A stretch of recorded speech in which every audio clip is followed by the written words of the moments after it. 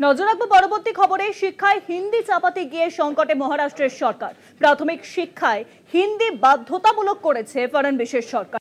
সমস্যায় মহারাষ্ট্রের শাসক জোট মহাজোটী। বিরোধিতায় সরব হয়েছে এবার উদ্ধব এবং রাজ ঠাকরে সহ বিরোধীরা। শিক্ষায় হিন্দি চাপাতে গিয়ে সংকটে মহারাষ্ট্রের সরকার। প্রাথমিক শিক্ষায় হিন্দি বাধ্যতামূলক করা হয়েছে ফড়নবীশ সরকারের তরফ থেকে। সমস্যায় মহারাষ্ট্রের শাসক জোট মহাজোটী। দেবেন্দ্র ফড়নবীশের সরকারের তরফ থেকে ইতিমধ্যেই হিন্দি বাধ্যতামূলক করা হয়েছে এবং সেই নিয়ে এবার সমস্যা দেখা দিয়েছে। প্রাথমিক শিক্ষায় হিন্দি বাধ্যতামূলক করা হয়েছে দেবেন্দ্র ফড়নবীশের সরকারের তরফ থেকে। আর এ বিষয়ে আরো জানাবেন এখন নিউজরুমের সঙ্গে রয়েছেন আমাদের পলিটিক্যাল এডিটর আশিস চট্টোপাধ্যায়। আশিস দা, সারা দেশেই হিন্দিকে এগিয়ে দিয়ে অন্যান্য ভাষাগুলোকে একটু পেছনের সারিতে নিয়ে যাওয়ার যে কেন্দ্রীয় প্রচেষ্টা, তারই অঙ্গ হিসেবে মহারাষ্ট্রে প্রাথমিক শিক্ষায় হিন্দি বাধ্যতামূলক করেছে দেবেন্দ্র ফড়নবীশের সরকার। কিন্তু এ নিয়ে সারা রাজ্যে রাজ্যে প্রবল বিক্ষোভ তৈরি হয়েছে। বাধ্যতামূলক কেন করা হবে হিন্দিকে?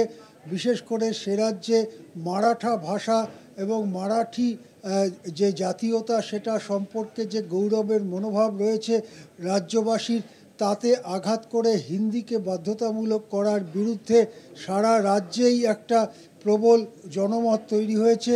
এবং লক্ষ্য করা যাচ্ছে যে দেবেন্দ্র ফড়নবীশ মুখ্যমন্ত্রী, তিনি এই নীতির সপক্ষে সরব হলেও ওই জোট সরকারের অপর দুই উপমুখ্যমন্ত্রী একনাথ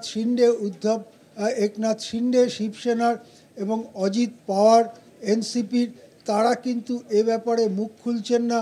সূত্র মারফত জানা যাচ্ছে যে ব্যক্তিগত স্তরে তারা বলছেন যে এত তাড়াহুড়ো করবার দরকার ছিল না।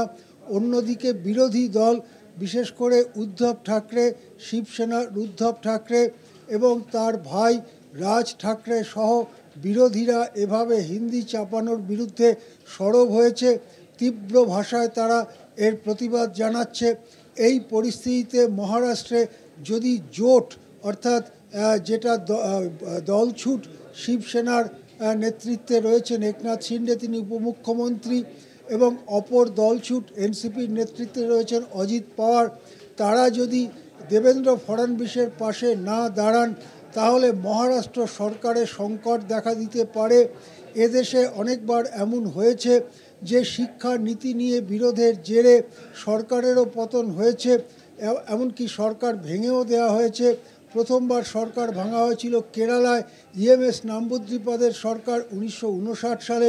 সেটাও কিন্তু একটি শিক্ষা নীতিকে কেন্দ্র করে। মহারাষ্ট্রে এবারে যে সংকট দেখা দিয়েছে হিন্দি চাপানোকে কেন্দ্র করে, সেটা এবারে রাজনীতিতে এসে পড়েছে। এই রাজনীতির জল কোন দিকে গড়ায়, সেদিকেই লক্ষ্য রাখছে অভিজ্ঞ মহল। অনেক ধন্যবাদ আশিস দা। নিউজরুমের সঙ্গে ছিলেন আমাদের পলিটিক্যাল এডিটর আশিস চট্টোপাধ্যায়। শিক্ষায় হিন্দি চাপাতে গিয়ে এবার সংকটের মুখে মহারাষ্ট্রের দেবেন্দ্র ফড়নবীশ সরকার।